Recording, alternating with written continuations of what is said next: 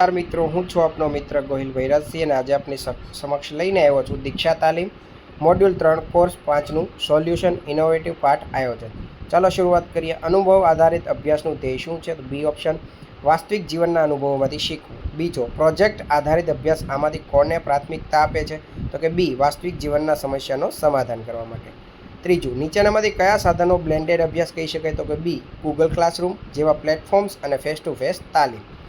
પેડાગોજીમાં તકનીકના સમાવેશનો મુખ્ય ઉદ્દેશ શું છે? તો કે શીખવાની અનુભવોને સુધારવું અને શિક્ષણને વધુ રસપ્રદ બનાવવું. ત્યારબાદ ટોય બેઝ પેડાગોજી વિદ્યાર્થીઓને કેવી રીતે લાભ આપે છે? તો કે તે બહુવિધ સંવેદનાઓને સમાવિષ્ટ કરીને અનુભવ આધારિત શીખવાનું પ્રોત્સાહિત કરે છે. નીચેનામાંથી કઈ વાત વિશે ઇન્ટિગ્રેશનનું ઉદાહરણ છે? તો કે એ ભૌતિક વિજ્ઞાનને ગણિતના ઉદાહરણમાં સમાવેશ કરવું. બ્લેન્ડેડ અભ્યાસની મુખ્ય વિશેષતા શું છે? તો કે ઓનલાઈન અને ફેસ ટુ ફેસ રૂપથી શીખવા માટે અનુકૂળ. નીચેનામાંથી બ્લેન્ડેડ અભ્યાસનું ઉદાહરણ નથી? તો કે વિદ્યાર્થીઓ સંપૂર્ણ ઓનલાઈન અભ્યાસક્રમમાં ભાગ લે છે કોઈ વર્ગની ક્રિયા વિના. ત્યારબાદ અહીંયા એક પ્રશ્ન છે, એ હાઈટ થઈ ગયો છે. આગળ જોઈએ. બ્લેન્ડેડ અભ્યાસ વિદ્યાર્થીઓને કેવી રીતે લાભદાયક છે? તો કે ઓનલાઈન સ્ત્રોતો અને વર્ગમાં પરસ્પર ક્રિયાને જોડીને શીખવામાં લવચિકતા આપે છે. બ્લેન્ડેડ અભ્યાસમાં ટેકનોલોજીની ભૂમિકા શું છે? તો કે ફેસ ટુ ફેસ અભ્યાસને સુધારે છે. સ્ટોરી બેઝ પેડાગોજીનો મુખ્ય લાભ શું? તો કે વિષય સાથે ભાવનાત્મક જોડાણ અને એન્ગેજમેન્ટ વિકસાવે છે. નીચેનામાંથી કયું સ્ટોરી બેઝ પેડાગોજી ઉદાહરણ છે? તો કે યુદ્ધના સેનાનીની વાર્તા દર્શાવવી.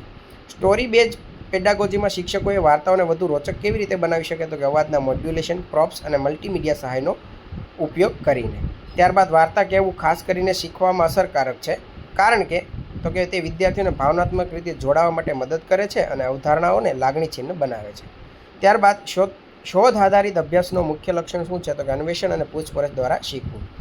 નીચેનામાંથી કઈ સ્ટ્રેટેજી શોધ આધારિત પેડાગોજીને અનુકૂળ કરે છે? તો કે વિદ્યાર્થીઓ વૈજ્ઞાનિક સંકલ્પનાઓ અન્વેષણ કરવા માટે પ્રયોગ કરે છે.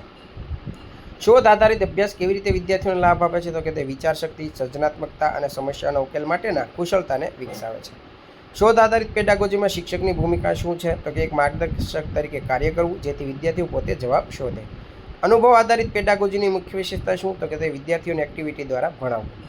નીચેનામાંથી કઈ એવી પ્રયોગ આધારિત પેડાગોજીનું ઉદાહરણ છે? તો કે છોડના વૃદ્ધિ પરના પ્રકાશના પ્રયોગ માટે પરીક્ષણ કરવું.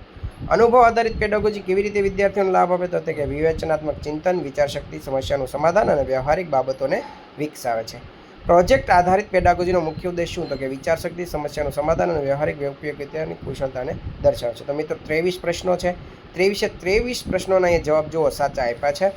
તો આશા રાખું છું કે તમને આ વિડીયો પસંદ આવ્યો હશે. કોર્સ 5નું સોલ્યુશન જોયું. જો તમે 1 થી 4 કોર્સનું સોલ્યુશન જોવા માગતા હોય તો આપણી ચેનલ પર ઉપલબ્ધ છે. નવા વિડીયો સાથે ફરી પાછા મળીશું. ત્યાં સુધી જય હિન્દ, જય ભારત, જય ગુજરાત મિત્રો.